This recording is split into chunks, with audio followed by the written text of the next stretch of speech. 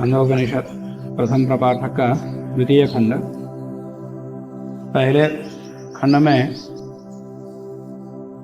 ओंकार का अर्थ, उसकी महिमा और अर्थपूर्वक उसकी उपासना इत्यादि के विषय में बता दिया था और उपासना का प्रयोजन क्या है ये भी बता दिया था। अब आगे उपासना किसके माध्यम से, किसकी कैसे करनी चाहिए और उसका प्रयोजन क्या होगा ये आगे बताते हैं। देवासुराः वै यत्र संयेतिरे उभये प्राजापत्याः तद्धा देवाः उद्गीथम् आजहुः अनेन एनान् अभिभविष्याम इति। देवासुर जो कि दोनों ही प्राजापत्य हैं, प्रजापति के संतान हैं, और उसमें असुर बड़े हैं, देव छोटे हैं, ऐसा वर्णन ब्राह्मण ग्रंथों में आता। तो उभये प्राजापत्या, दोनों ही प्रजापति के संतान हैं, देव और असुर। ये दोनों ही परस्पर युद्ध करने लगे। देव असुर माने, असुर माने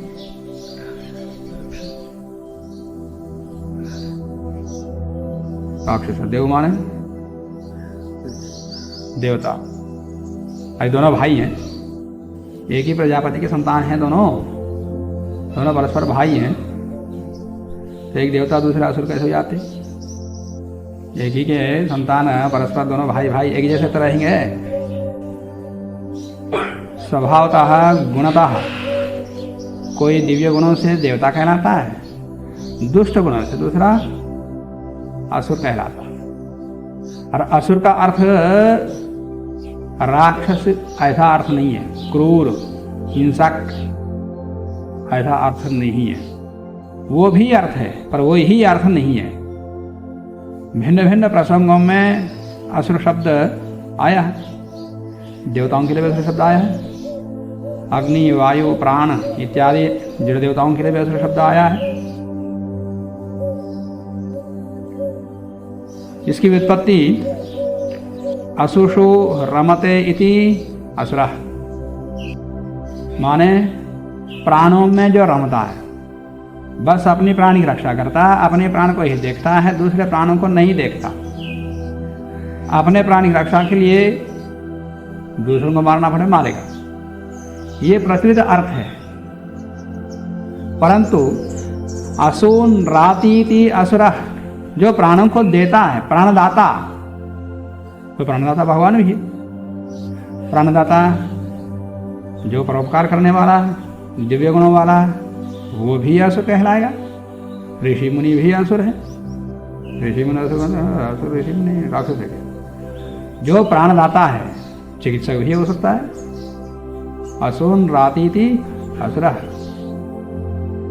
ये भी अर्थ है। और इस अर्थ को लेकर के वायु आदि अनेकों, क्योंकि वायु प्राण देता है, अग्नि भी प्राण देता है, दूसरों को जीवित रखता है। तो जो दूसरों को जीवित रखने में जो जो सहयोगी है उनको असुर कहा जाता है। और वेद मंत्रों में अनेकत्र उनके लिए असुर शब्द आया। तो देव और असुर ये दोनों ही प्रजापति के संतान हैं, और दोनों परस्पर युद्ध करने लगे। तो युद्ध उनमें होता जो परस्पर विरुद्ध स्वभाव वाले हों, समान स्वभाव वाले में नहीं होता। समान स्वभाव वाले में तो सख्यता मित्रता होती है, शत्रुता नहीं होती है। और यहाँ दोनों परस्पर युद्ध कर रहे हैं, इसका मतलब यहाँ पर देव के प्रतिद्वंदी असुर हैं। तो वो दोनों ही प्रजापति के संतान, तद्धा देवाः उद्गीथम् आजहुः। तो जब युद्ध होने लगा, तद्धा प्रसिद्ध है कि देवता लोगों ने उद्गीत की उपासना शुरू किया, उद्गीत का आश्रय लिया, जिससे कि उद्गीथम् आजहुः, उसका ग्रहण किया, उसकी उपासना करने लगे, ग्रहण। तो अनेना एनान, इसकी उपासना से, उद्गीत के ग्रहण कर लेने से, एनान माने इन असुरों को, अभिभविष्यामः, इनको हम पराजित कर सकें। असुरों को पराजित करने के लिए उद्गीत की उपासना शुरू किया। अब उद्गित की उपासना शुरू कर देने से असुर मर जाते। वो तलवार लेके मारने आ रहा है, ये जप करो। इसका मतलब ऐसे असुर हैं जो जप करने से मर जाते, उपासना करने से मर जाते। कौन है वो? हमारे अंदर दुष्ट विचार, दुर्गुण उत्पन्न होते रहते, वही ही असुर है। और जो सद्गुण हैं, अच्छे विचार हैं, ये दिव्य गुण हैं। तो देवता मतलब दिव्य गुण, असुर का मतलब दुर्गुण। ये दोनों परस्पर विरुद्ध स्वभाव वाले हैं। ये दोनों ही एक ही के संतान हैं। किसके? दिव्य गुण और दुष्ट गुण दोनों ही आत्मा के ही गुण हैं। ये आत्मा से ही उत्पन्न होते हैं। तो आत्मा कौन हुआ? प्रजापति। ब्रह्मांड में प्रजापति परमात्मा है, इस पिंड में प्रजापति आत्मा है, और इसी के दोनों संतान हैं। और दोनों परस्पर विरुद्ध होने का कारण से है वो खाने की इच्छा है। खाओ, चाहे भले ही किसी दूसरे की हो, मुझे वो नहीं रहेगा ना, कोई नहीं देख रहा होगा, था धीरे से हाथ मारो और फटाफट खा लो। ये चोरी गुण आ गया। और उससे पहले कोई देखने को नहीं रहा, पता तो नहीं लगेगा, इस प्रकार के सोचता है, भय होता है। तो ये सद्गुण सचेत करते कि उस तरफ मत जाओ, ये भयावह है। इस प्रकार काम करोगे तो हर प्रकार के दुष्ट कार्यों में सद्गुण भी आते हैं, दुर्गुण भी आते हैं। और जब सद्गुण उद्बुद्ध होते हैं तो दुर्गुण दब जाते हैं, और जब दुर्गुण प्रबल हो जाते तो सद्गुण दब जाते, देवता दब जाते, असुरों का राज्य हो जाता। जिसके अंदर असुरों का राज्य हो जाता वो आदमी राक्षस कहलाता, वो राक्षस बन जाता। तो कुछ नहीं देखता, काट पीट करता रहता, जैसे आतंकवादी। तो इस प्रकार दुष्ट गुणों से अभिभूत जो हो जाता है वो असुर कहलाता। हाँ, कोई सींग वाला बड़ा लंबा चौड़ा होता है वो राक्षस नहीं, ऐसा कोई राक्षस नहीं दुनिया में। तो देवता लोग असुरों को पराजित करने के लिए उपाय क्या ढूंढा? उद्गीत की उपासना करें, ओंकार के माध्यम से परमात्मा की उपासना करें तो सब असुर दबे रहेंगे। तो किस प्रकार उन्होंने उपासना शुरू किया ये आगे बताते हैं। तेहा नासिक्यम प्राणम उद्गीतम उपासांचक्रिरे तम हा असुरा पापना अविधु तस्मात् तेना उभयम जिघ्रति सुरभि च दुर्गंधि च पापमना ही एष विद्धा। ते वे देवता लोग नासिक्यम प्राणम उद्गीतम उपासांचक्रिरे, अब प्राण की उपासना शुरू किया इन्होंने। तो प्राण पूरे शरीर में विद्यमान है, उसी के कारण से पूरा शरीर सचेष्ट है, उसी के कारण से सब इंद्रिय सक्रिय हैं। तो नासिका के अंदर विद्यमान जो प्राण है उस रूप में उसकी उपासना शुरू किया। और नासिका के अंदर जो प्राण है उसका क्या काम है? सुगंध लो या दुर्गंध लो। तो ये तो ब्रह्म तो नहीं हो सकता। परंतु प्राण की उपासना शुरू किया तो प्राण कहाँ के प्राण को? नासिका के अंदर जो विद्यमान प्राण है वो उस प्राण की उसी को उद्गीत समझ करके उपासना शुरू किया। अच्छा, प्राण को कर रहे हो तो असुर ने देखा, तम उस प्राण को ही असुराह पापमना अविधु, पाप भावनाओं से प्राण को दूषित कर दिया। नासिका के अंदर विद्यमान प्राण को दूषित कर दिया। दूषित करने से क्या होता है? उभयम जिघ्रति। इसलिए अब देवताओं ने भी उसकी उपासना किया, उसका आश्रय लिया, और असुरों ने भी नासिक के प्राण का आश्रय लिया है। तो सुरभि च दुर्गंधि च जिघ्रति, इसलिए इसे सुगंध भी लेते, दुर्गंध भी लेते। तो अच्छा भी विषय वो गृहीत होता, बुरा विषय भी गृहीत होता है। इसलिए पापना ही एषः विद्धा। ये प्राण नासिक के प्राण ये दूषित हो गया पाप से, तो इसलिए ये उपास्य नहीं रहा, तो छोड़ दिया। ये आख्यान के माध्यम से बताते। अथाहा वाचम उद्गेथम उपासांचक्रिरे। अब प्राण की उपासना उन्होंने वाणी में विद्यमान जो प्राण है उसकी उपासना शुरू किया, उसको उद्गीत के माध्यम से उपासना किया। अथाहा वाचम उद्गीथम उपासांचक्रिरे, ताम उस वाणी को, हा असुरा पापना विविधु, तो असुरों ने उस वाणी में विद्यमान प्राण को भी बीध लिया, उसको भी दूषित कर दिया। तस्मात् तया, उस वाणी के द्वारा, उभयम वदति, दोनों ही बोलते हैं, सत्यम च अनृतम च, सत्य भी बोलता है झूठ भी बोलता है, भला भी बोलता है बुरा भी बोलता है, गाली भी देता है दूसरों को। ये असुर, जो गाली दोगे ना तो समझ लेना कि मैं असुर बन गया, जब अच्छा बोलोगे तो समझ लेना मैं अब देवता बन गया, देवताओं की तरफ जा रहा हूं, ये याद रख लेना। अपने आप को असुर बनाते, असुर से डरते, अब खुद असुर बन जाते। असुर कोई दूसरे नरक पर, नरक कोई नहीं है, हम ही नरक है, जहां हम रहते वहीं नरक है, जहां हम रहते वहीं स्वर्ग है। अथा हा वाचम उद्गीत, तो ताम हा असुरा पापना विविधु, तस्मात् तया उभयम वदति सत्यम च अनृतम च, पापमना ही ऐसा विद्धा। क्यों? ये वाणी पाप के द्वारा विद्ध हुई। तो उन्होंने बाण कौन से चलाया? असुरों ने पाप रूपी बाण को लगा दिया, उसके द्वारा वेध लिया, किसको? वाणी को, तो इसलिए दूषित हो गई। अब वह भी उपास्य नहीं है, माने वाणी के द्वारा जप करके उपासना नहीं की जा सकती, क्योंकि दूषित हो गई। नाक के द्वारा श्वास प्रश्वास लेकर के प्राणायाम करके परमात्मा की उपासना नहीं कर सकते, यह प्राणायाम ही उपासना नहीं है, यह भी बता दिया।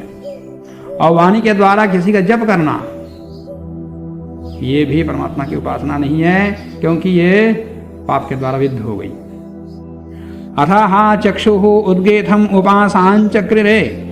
अब चक्षु के अंदर विद्यमान जो प्राण है, उस प्राण की उपासना शुरू किया देवताओं ने। तद्धा असुराः पापना विविधु। ओ, असुरों ने फिर सज वहां चले गए तो ठीक है, उसको ही दूषित कर देंगे। तद्धा असुराः पापना विविधु तस्मात् तेन उभयम पश्यति। दोनों देखता है, दर्शनीयम च अदर्शनीयम च। देखने योग्य जो अच्छा है उसको भी देखता है, और जो देखने योग्य नहीं है उसको भी देख लेती है इंद्रिय, वो चक्षु। पापमना ही एतद् विद्धम, क्योंकि पाप रूपी बाण के द्वारा ये भी विध गई, दूषित हो गई। तो इसलिए चक्षु के द्वारा रूपों को देख करके परमात्मा की उपासना कर रहा हूं, इस प्रकार समझना ये महती भूल है। किसी चक्षु के द्वारा, वो चक्षु का विषय है ही नहीं। अथाहा श्रोत्रम उद्गीथम उपासांचक्रिरे। अब श्रोत्र के अंदर विद्यमान जो प्राण है, उस प्राण को ब्रह्म समझ करके उसकी उपासना शुरू किया। तद्धा असुरा पापना विदु। तो असुरों ने उसको भी विध लिया। तस्मात् तेन उभयम शृणोति श्रवणीयम च अश्रवणीयम च। अच्छा भी सुनता है, गंदा भी सुनता है। अच्छा बोलता है, गंदा बोलता है, तो अच्छा भी सुनता है, गंदा भी सुन लेता है। भद्र अभद्र दोनों प्रकार के शब्दों को सुन लेता है। पापमना ही एतद् विद्धम। हाँ, कोई वेद पाठ कर रहा है, कोई ओंकार का जप कर रहा है। आजकल मोबाइल में मंत्र पाठ कर लगा देते, गायत्री मंत्र लगा देते, ओंकार का जप लगाते, ये सुनते रहते, आंख बंद करके ध्यान। तो सुन लेने से ध्यान समझ लेते, या सुनने से उपासना समझ लेते, ये नहीं हो सकता। क्यों? ये असुर के द्वारा दूषित हो गया। पापना ही एतद् विद्धम। ये श्रोत्रेंद्रिय भी पाप के द्वारा दूषित हो गया, इसलिए इसके द्वारा उपासना हो ही नहीं सकती। अथाहा मनाः उद्गीथम उपासांचक्रिरे। अब मन भी सक्रिय है, यह अंतर इंद्रिय में पहुंच गया। मन सक्रिय है तो प्राण के द्वारा सक्रिय है। तो मन के अंदर विद्यमान जो प्राण है, उस प्राण को ब्रह्म समझ करके उसी को उद्गीत समझा, या ओंकार के माध्यम से उसकी उपासना शुरू किया। तद्धा असुराः पापना विदुः। तो असुरों ने वहां भी आक्रमण कर दिया, मन को भी दूषित कर दिया। तस्मात् तेना उभयम संकल्पयते, इसलिए मन दोनों प्रकार से संकल्प लेता है, अच्छा भी लेता है, बुरा भी संकल्प लेता है। संकल्पनीयम च असंकल्पनीयम च पापना ही एतद्विद्धम। तो मन के द्वारा, चिंतन मनन के द्वारा भी परमात्मा की उपासना नहीं हो सकती। अभी शास्त्रार्थ हुआ, ये शब्द के द्वारा परमात्मा की उपासना नहीं हो सकती, एक पक्ष। दूसरा पक्ष है शब्द आदि के द्वारा उपासना हो सकती है, विधान किया हुआ है ना, ओंकार के द्वारा। दस्य वाटिका प्रणव दर्शन में कहा है, उपनिषद में कहा है, अनेक स्थान पर कहा है। उसका नाम मुख्य नहीं, नाम होम है तो उनके माध्यम से उपासना करनी चाहिए, प्रमाण भी कह रहा है। और यहाँ पर किसी इंद्रिय के द्वारा उपासना नहीं की जा सकती। केनोपनिषद ने भी कहा है कि ये न इदम उपासते, इसके द्वारा जिसकी उपासना करते हो वो ब्रह्म नहीं है, जिसके द्वारा ये इंद्रिय काम करती है वो ब्रह्म है। फिर इंद्रियों के द्वारा इसकी उपासना कर नहीं सकते। मन के द्वारा मनन करना ये भी उपासना नहीं हो सकती। क्यों? क्योंकि वो भी संकल्पनीय असंकल्पनीय दोनों प्रकार संकल्प करता है। तो क्योंकि पापना ही एतद्विद्धम, ये पाप के द्वारा विद्ध हो गए, दूषित हो गए। और दूषित मन कैसे परमात्मा की उपासना करेगा? उपासना का एक स्तर है प्रारंभिक। जो उपासक हैं मन को एकाग्रित नहीं कर सकता, बहुत चंचल है। आवश्यकता हो तो बाह्य किसी एक वस्तु के ऊपर दीपक आदि कुछ भी रखो, कोई भी स्थूल पदार्थ रख सकते हैं, उसी के ऊपर रखना, पर वो उपासना नहीं है। मन को एकाग्रित करने का एक उपाय मात्र है, हो गया। बस केवल उसी को, जैसे टीवी देखते समय उसमें जो चल रहा होता उसी पर ध्यान रहता है, टीवी भी उसके ध्यान में नहीं रहता। सिनेमा हॉल में लोग सिनेमा बैठ के सिनेमा देखते हैं, सिनेमा पर ही ध्यान रहता, सिनेमा हॉल के ऊपर किसी ध्यान नहीं देता, पता नहीं होता। टीवी के ऊपर कुछ चीजें भी रखी रही थी, खिलौना आदि, कोई और चीज रख लेते हैं, वो भी देखने वाले की नजर में नहीं रहता। जो उसमें चल रहा है बस वही एक दिमाग में, आंखों के में दिखता है। इस प्रकार से कोई भी पदार्थ सामने रखा और अपनी दृष्टि केवल उसी पर रखा, आधा घंटा 1 घंटे तक, जैसे सिनेमा 3 घंटा देखते रहो, उसी को देखो। 2.5-3 घंटे से ज्यादा नहीं बनाते सिनेमा। क्यों? आदमी का मन उससे ज्यादा स्थिर हो ही नहीं सकता, वो हो जाएगा, कम बैठे बैठे फिर हो जाएगा, फिर सिनेमा कौन देखेगा, वो बैठो। तो उस प्रकार से 2-3 घंटे तक किसी एक पदार्थ में स्थिर रखो, स्थिर हो गया, ठीक है। अब कोई सब इंद्रियों को बंद करो और किसी शब्द का सहारा ले लो, ओंकार या कोई मंत्र या परमात्मा कोई भावना, इस प्रकार से लेकर के शब्द के माध्यम से जप करते करते करते करते इतने संस्कार हो जाए कि बिना जप किए, बिना उच्चारण किए, बिना चिंतन किए संस्कार उसी लगातार चलते रहे। जैसे किसी शब्द के सुनते सुनते वो शब्द राम रहता तो अभी कान में वही गूंजता रहता, ये तो प्रत्यक्ष है, कान में वही गूंजता रहता। उसी प्रकार से जप करते करते करते करते मन के अंदर जब हम जप को रोक दें, वही संस्कार अखंड रूप से चलता रहे और कोई दूसरा विषय न आए, वो है उपासना। उससे पहले किए हुए सारे उपाय साधन मात्र है। तो शब्द आदि को लेकर के जो उपासना विधान किया गया है वो प्रारंभिक लोगों के उपासना के लिए, साधकों के लिए। जो उच्च कोटि के योगी हैं वो तो सीधा ही गर्भावस्था में ही कोई योगी बन जाता है, बहुत बाल्यकाल में ही योगी बन जाता है। तो उसके लिए सारे उपायों की आवश्यकता नहीं, वो सीधा समाधिस्थ हो जाता हो, तो उसके कोई शब्द की आवश्यकता नहीं, सीधा ही आत्म परमात्मा चिंतन में वो लीन हो जाता। तो योगी के अपने अलग अलग स्तर हैं, योगी के स्तर आगे आएंगे। तो अलग स्तरों में विद्यमान उपासना विधि को बताई जाती है। इनमें कोई परस्पर विरोध नहीं है, हमारा ही पक्ष ठीक है, तुम्हारा पक्ष गलत है नहीं। शास्त्रों में किसी शब्द का आश्रय, ओंकार आदि का आश्रय बताया गया, अगर दूसरा कहता नहीं बताया। दोनों ही ठीक है। दोनों अपना अपना पक्ष मानने तो गलत हो जाएगा। योगी के अपने अपने स्तर को लेकर के विषय बताए जाते हैं। हर स्तर के साधकों के लिए उपाय बताना पड़ता। जब 5 प्रकार के शरीरों के माध्यम से उपासना करता है तो अन्नमय शरीर, प्राणमय शरीर, पहले अन्नमय शरीर को ही आत्मा समझ कर उपासना में लगा हुआ, फिर उसका प्राणमय शरीर को ही आत्मा या परमात्मा समझ कर उसी में लगा हुआ है। इस प्रकार से करता करता हुआ जब वो मनोमय कोश, प्राणमय कोश को भी समझा, उसका साक्षात्कार कर लिया, जान लिया, अरे ये तो ये है, ये जीवात्मा नहीं है, उसको छोड़ देगा। एक साथ से छोड़ सकते हैं तो सीधा बैठा आत्मा में।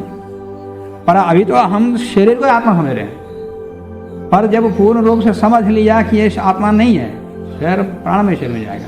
जब उसका भी साक्षात्कार कर लिया तो फिर मनोमय कोश में जाएगा। इस प्रकार जाते जाते विज्ञानमय कोश में पहुंचेगा, मन आत्मा में पहुंचेगा। फिर उसके बाद आनंदमय कोश में पहुंच जाता तो परमात्मा पहुंच जाता है। एक क्रम है। उसके बाद कहते हैं तो वहां मनन चिंतन भी नहीं कर सकते। वो मनन चिंतन करना भी उपासना नहीं है, क्यों? वो दूषित है। अथ यह एव अयम मुख्यः प्राणः तम उद्गीतम उपासां चक्रिरे तम असराः ऋत्वा विदध्वंसु यथा अश्मानम आखनम ऋत्वा विध्वंसते।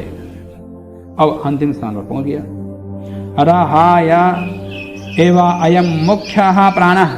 अब अभी तक क्या किया? इंद्रियों, एक एक इंद्रिय में विद्यमान जो प्राण है उसको ब्रह्म के रूप में उपासना किया।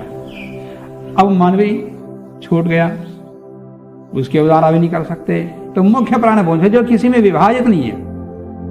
शरीर के अंदर विद्यमान जो मुख्य प्राण है उसमें पहुंच गए, जो किसी इंद्रिय के द्वारा संबद्ध नहीं है उसमें पहुंच गया। मैंने प्राण को पूरी तरह जीत लिया। तो वहां मुख्य प्राण वहां पहुंच गया। तम उद्गीतम उपासना चक्रे। उद्गीत, उसको उद्गीत समझ करके ओंकार के माध्यम से उसकी उपासना किया। अब यहाँ प्राण का मतलब, प्राण का तात्पर्य ये प्राण है, यह आत्मा है, ये परमात्मा है, ये वेदांत का विषय है। वो निर्णय करेगा यहाँ प्राण का मतलब वो जीवात्मा है, परमात्मा है, या कोई मुख्य प्राण है। तो निर्णय करेंगे यहाँ प्राण का अर्थ ब्रह्म है। क्यों? ये जिसको हम मुख्य प्राण समझ रहे हैं वो किसके अधीन चल रहा है? जीवात्मा के अधीन चल रहा है। तो जीवा शरीर के अंदर, और जीवात्मा को शक्ति किसने दिया? इस प्राण को चलाने वाला परमात्मा ने दिया। यंत्र बना करके जब तक तुम रहोगे तब तक ये प्राण चलता रहेगा। ऐसे किसने बना के दिया? एक यंत्र बना करके तुम इसमें बैठो, ये प्राण के माध्यम से गाड़ी को चलाते रहो। ऐसा नियम किसने बनाया? प्राण दान किसने किया? परमात्मा ने किया। तो प्राण का तात्पर्य, असली प्राण तो वो है। तो उस मुख्य प्राण का तात्पर्य यहां परमात्मा की उपासना शुरू किया। प्राण का प्राण, जो प्राण है, प्राण स्वरूप परमात्मा है, उसकी उपासना शुरू किया। अब वहां पहुंचने के बाद वहां असुर पहुंच नहीं सकते। जो वहां पहुंचेगा वह देव हो जाता, वहां असुर पर नहीं रहता। फिर तो मुख्य प्राण है तम उद्गीतम उपासना चक्रे तम असुराः ऋत्वा। उस प्राण को पहुंच करके उसको भी बीधने के लिए प्रयास किया, उसके ऊपर भी प्रहार किया, परंतु उसके ऊपर प्रहार करने पर खुद ही चूर चूर हो गए। जैसे अभेद्य पत्थर के ऊपर मिट्टी के ढेले को फेंकने से मिट्टी का ढेला क्या होता है? पत्थर टूटता है, मिट्टी का ढेला टूटता है। मिट्टी का ढेला ही चूर चूर हो जाता है। पत्थर कुछ बिगड़ता? कुछ नहीं बिगड़ता। ऐसा ही उस मुख्य प्राण को भी बीध लिया असुरों ने, खुद ही मर गए। उस प्राण कुछ नहीं मिला। तम असुराः ऋत्वा प्राप्त करके विदध्वंसु। उसको भी प्राप्त करके खुद ही ध्वस्त हो गए, नष्ट हो गए। यथा जैसे अश्मानम आखनम मन अभेद्य अछेद्य, पत्थर को प्राप्त करके, ऋत्वा प्राप्त करके विध्वंसेता, जैसे मिट्टी ध्वस्त हो जाती है, उसी प्रकार से राक्षस भी असुर भी। अब वहां कोई बुरा नहीं रहता, अभद्र वहां नहीं रहता। बस उसकी उपासना शुरू किया। उसकी उपासना शुरू करके बस असुरों को जीत लिया ना देवताओं ने, दिव्य भावनाओं ने असुरों को जीत लिया। वहां पर असुरों का क्षेत्र ही नहीं है, वहां असुर पहुंच ही पाते थे, पहुंचा तो फिर वो देव बन जाता। तो यहाँ तक एक अलंकारिक रूप से इसका वर्णन किया, शेष आगे कल देखेंगे।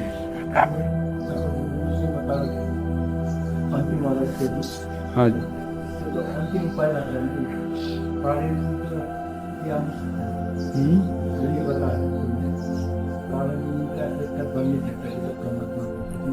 आगे और आएगा ये प्राण का मतलब क्या है, इसके बारे में अभी समाप्त नहीं हुआ पूरा, अभी आगे आएगा। यहाँ प्राण का तात्पर्य स्थूल प्राण नहीं है, परमात्मा। ये स्थूल प्राण लेंगे तो फिर उसकी आपत्ति आएगी।